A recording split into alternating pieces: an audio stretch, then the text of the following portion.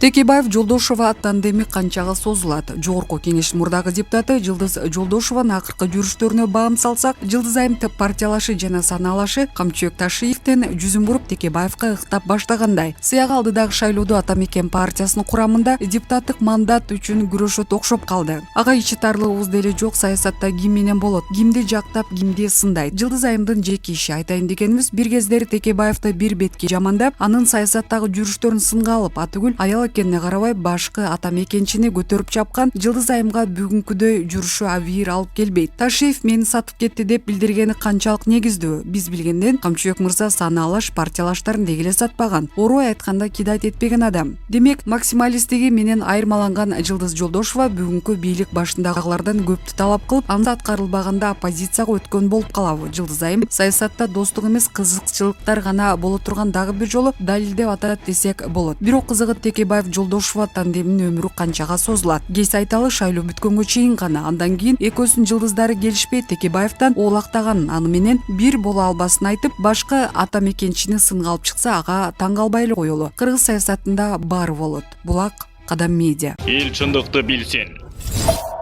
Жапаров күчтүү өлкө куруу кыялым ишке аша баштады. Быйыл киреше чыгашадан көп болот. Кыргызстан күчтүү мамлекет болуу үчүн азыр экономикасын жана армиясын күчтөндүрүп жатат. Бул тууралуу 1-сентябрда Кабар медиа YouTube каналына курган маегинде мамлекет башчысы Садыр Жапаров билдирди. Өз сөзүндө Жапаров күчтүү мамлекет куруу кыялы ишке аша баштаганын, бийликке келген бир жылга жете элек убакытта кандай кемчиликтер бар экенин көрүп билгенин, коргонуу үчүн бүт жаңыланып жатканын, келерки жылга чейин толук болбосо да кол салып келген душмандын бутун сындырып белин омуруп кое турган армия түзүүгө баратканын айтты. Ошону менен катар президент экономикада жакшы көрсөткүчтөр болорун белгиледи. Жаңы техника алып келип жатабыз, акча бөлүп жатабыз. Былтыр мен келген убакытта 20 миллиардтын тегерегинде дефицит болчу бюджетте. Жылдын аягында пенсия, жөлөк пул төлөй албай калабызбы деген коркунуч болгон. Аны да бердик. Кытайга карызыбыздын былтыркы жыл үчүн $35 миллион бар эле. Аны да жаап кутулдук. А быйыл жылдын аягында Кудай буйрса профицитке чыгабыз деп күтүлүүдө. Экономикабызды жана армиябызды күчтөндүрүп жатабыз. Расмий маалыматка караганда Кыргызстандын экономикасы быйыл жарым жылдын жыйынтыгында 1,7% төмөндөдү. Мамлекеттик карыз, ички жана тышкы карыз 416 миллиард сомдон ашып турат. Профицит өлкөнүн кирешеси чыгашасынан көп болгондогу көрсөткүч. Булак Сокол медиа. Эл чындыкты билсин. Текебаев бүгүнкү саясатта никто. Кайсы бир окумуштуу Текебаев кыргыз саясатын кетмейинче эч качан өнүгүү, стабилдүүлүк болбойт деп айткан эле. Бул калетсиз айтылган сөз экенине убакыттын өтүшү менен күбө болуп келатабыз. Айрымдар Текебаевди айга күнгө теңеп, кыргыз саясатын билерманы атасы атап калышат. Бирок мынтип баа берүү Текебаевдин анык жүзүн билбегендиктен улам болсо керек. Билгендер үчүн Текебаев ким? Өмүрбек Текебаев ар дайым өлкөдөгү саясий өзгөрүүлөрдү өз кызыкчылыгына ыңгайлуу пайдаланып, андан саясий жана каржылык дивидендтерди алуунун көздөгөн митаам саясатчы. Өлкөнүн экономикалык жана социалдык өнүгүүсү ал үчүн кыпындай да мааниге ээ эмес. Ага саясаттын чордонунда жүрүп, саясий оюндарды уюштуруп, бийликти элге каршы тукуруп, саясий ботколорду чалып турса болду. Бул анын стихиясы, табияты, элдин турмушу, өлкөнүн экономикасы, социалдык жана башка толуп жаткан маселелер анын ныпым кызыктырбайт. Парламентаризм, партиялык система, партиялык принцип дегендер башкы Ата Мекенчи үчүн жөн гана жел сөздөр экенине акыркы шайлоолордо ынандык. Партиялык тизмени кызылдай акчага сатып, бизнес жасап, өз билгендерин кылып, партиялаштардын ишенимдерине кантип суу сепкенин ошол эле Ата Мекенчилер айтып чыгышкан. Убактылуу өкмөттүн мүчөсү, ошол кездеги бийликтин башында тургандардын бир катары 2010-жылдагы Оштогу июнь окуясына канчалык күнөөсү бардыгын тарыхтан чийип сала албайбыз. Мародер гейт операциясын ишке ашыруу менен капчыгын кампайтты. Саясий кырдаал аны күнөөсү жоктой көрсөткөнү менен 2010-жылдагы кимди ким көрдү, Быржыбайды тамбасы деген акыбалда Текебаевчилер басып алуучулук, тартып алуучулук иштерин кылышып, кызылдай акчаларды жасашкандыгы тарыхый чындык. Президент Садыр Жапаровдун июнь коогалаңын кайрадан иликтеп чыгып, күнөөлүүлөрдү жоопко тартуу тапшырмасы аткарылса, биринчи кезекте Текебаев баштагандардын жоопкерчиликтери каралышы абзел. Бирок Текебаевдин жазага тартылбай турганына ишеними чоң окшойт деп ойлоп калдык. Себеби акыркы кездери кезектеги саясий боткосун чалып, бийликти сынга алып, жаштарга акыл үйрөтүп, бүгүнкү бийлик башындагыларды элге каршы тукурууга өттү. Ошол эле мезгилде бир жагынан буга таң калуунун кереги жок, анткени алдыда парламенттик шайлоо. Буга чейинки шайлоолордо фиаского учураса да үмүттүн шооласы үзүлбөйт эмеспи. Өзүнүн каныккан ыкмасын салып шайлоого даярдыкты баштады көрүнөт. Бирок анын поезди эбак эле кетип, саясаттагы сааты бүтүп, өзү айтмакчы никто болуп калганын билеби? Эң сонун билет, бир мандаттуу округтан да партиялык система менен да шайлоодо жеңишке жетпей турганын, шайлоочулар колдобостугун түшүнөт. Ошон үчүн Кыргыз Республикасынын Германиядагы элчилик кызматын сурап жатат. Саясатта никтого айланган учурда элчилик кызматты аркалап Европада жүргөнгө жетсин. Бирок айтымда президенттен терс жооп алып ындыны өчөтүшкөн окшойт. Ага ызаланган Өмүрбек мырза активдешип бүгүнкү бийликке сес берип айбатын көрсөтө баштады. Анын айбатынан бүгүнкү журт башчылары коркуп кетеби же ит үрө берет, гербен жүрө берет дегендей мамиле кылабы? Аны убакыт көрсөтөт. Бирок бир чындык, Текебаевдин оомат эбак эле кетип, саясаттагы жүрүшү аягына жетип калган. Саясатта тээ бир кездеги салмагынын, кадырынын, таасиринин инерциясы менен гана жүрөт. Физик эмеспи, инерциялык жүрүшү узакка алып барбасын жакшы түшүнүп, акыркы жандалбас аракеттерин кылууга өттү. Кыязы текедей болуп сүзгүлөй берсем, мамадандай болуп сүйлөп, ысындай берсем бийлик чочуп кетип, элчилик кызматты же башкасын берет деген үмүтү бар окшойт. Булак Ринд Кейджи. Эл чындыкты билсин.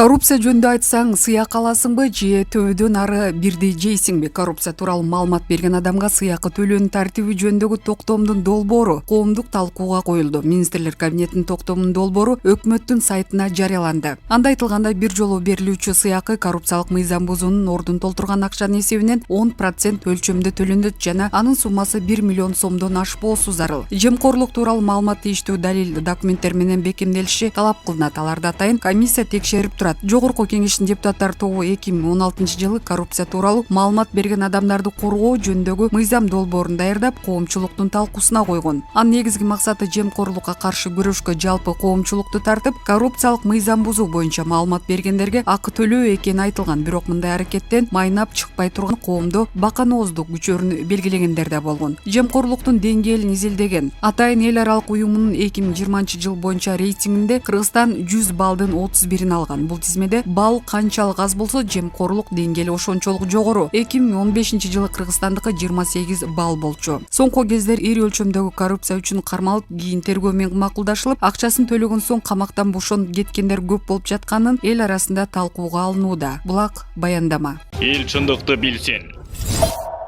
Шайлоо 2021 биригүүгө кадам таштаган партиялар. Кыргызстанда парламенттик шайлоого катышуу үчүн кеминде 27 партия арыз берди. Борбордук шайлоо комиссиясы документтерди кабыл алуу 3-сентябрда аяктаарын билдирген. Аларда партиялардын биригүүсү, ирилешүү башталды. Алгачкы болуп Атамекен менен реформа кызматташуу биригүү тууралуу сүйлөшкөнү жарыялашты. БШКга 2-сентябрга карата социал-демократтар, Улуттар биримдиги, Ишеним Альянс, Жашылдар партиясы, Жаратман эл Кыргызстанды бириктирүүчү Патриоттук партия, Атамекен, Актив, Бийлик элге, Ыйман Нуру эл үмүтү, Акыйкат Кыргызстан саясий күчтөрүнүн альянсы Ар-Намыс, Күч биримдикте Азаттык, Ынтымак, Аалам, Тилектештик, Социалист, Ак Асаба, Ак Бата, Адилет жана Ата Журт Кыргызстан партиялары арыз тапшырды. Бул партиялардын арасынан социал-демократтар, Ишеним жана Ынтымак Бишкек шаардык кеңешинин соңку шайлоодон өткөн, Улуттар биримдиги Ош шаардык кеңешине кирген 4 партиянын бири болгон. Ош шаарынын экс-мэри Улуттар биримдиги партиясынын төрагасы Мелис Мырзахматов Фейсбуктагы баракчасына тышкы иштер министринин мурдагы орун басары Аскар Бешимов аталган партиянын аткаруу комитетин жетектей турган саясий кеңешине мүчө болгонун жазды. Атамекен менен реформа өз ара кызматташууну биригүүнү талкуулады жана шайлоого чогуу барбасы азырынча белгисиз. Бул эки партия тең соңку парламенттик шайлоодо босогодо чектен өтпөй калган. Буга чейин Өнүгүү Прогресс партиясы Ата Журт Кыргызстан партиясы менен биригиши ыктымалдыгы тууралуу маалымат чыккан. Өнүгүү Прогресстин төрагасы Бакыт Төрөбаев кийинчерээк комментарий беренин билдирди. Азыр биз ушул тууралуу талкуу кылып жатабыз, кийинчерээк айтса болобу, азырынча жоопко даяр эмеспиз. Биригүү тууралуу дагы варианттар бар. Сиздерге конкреттүү маалыматты кийинчерээк берейин, азыр супсак болуп калат. Буга чейин Ата Журт Кыргызстандын атайын кызматтын башчысы Камчыбек Ташиевке тиешеси бар экенин айтылганы менен УКМК төрагасы өзү аны четке каккан. Бул партия быйыл жергиликтүү кеңештерге шайлоодо көпчүлүк аймакта жеңип чыккан. Ыйман Нуру партиясынын төрагасы Нуржигит Кадырбеков дагы ирилешүү тууралуу сүйлөшүүлөргө ачык экенин айтты. Булак Азаттык. Эл чындыкты билсин.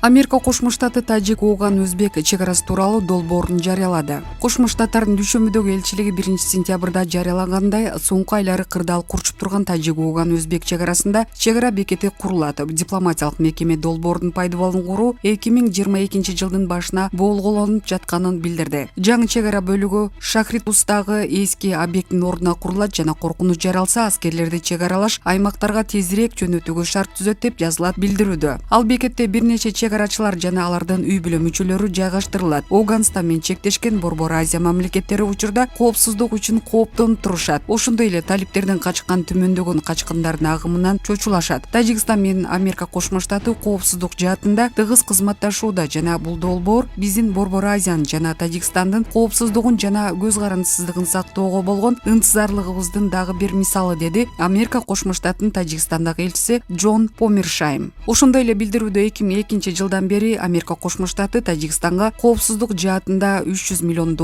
жардам көрсөткөнү белгиленет. Расмий Москва Ауганстан жактан кандай гана коркунуч жаралбасын, Борбор Азиядагы өнөктөштөрүн коргоого убада кылган. Орусиянын Тажикстанда жана Кыргызстанда аскердик базалары бар. Булак Ринг Кейджи. Эл чындыкты билсин.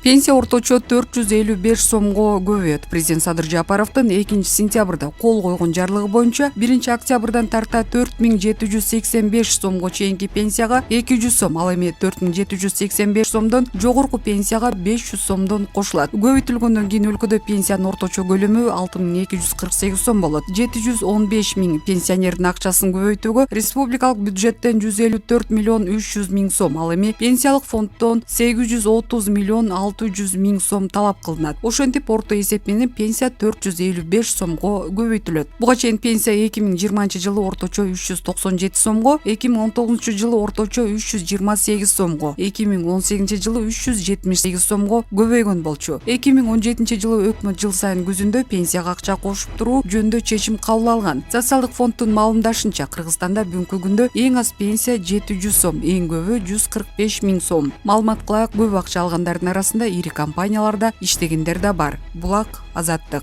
Эл чындыкты билсин. Дөөлөт Сыдыков 50 сааттан бери Манас айтууда. Москвада кыргыз диаспорасын жана элчиликтин колдоосу менен Манасчы Дөөлөт Сыдыков 31-августтан бери Манас айтып жатат. Ал убак менен тыныгууда. Азыркы убакытка карата ал 50 сааттан бери Манас айтууда. Бул тууралуу журналист Султанбек Аманбеков билдирди. Эске салсак, 31-август күнү Дөөлөт Сыдыковго Кыргыз Республикасынын эмгек сиңирген артистин наамы берилди. Булак Сокол Медиа.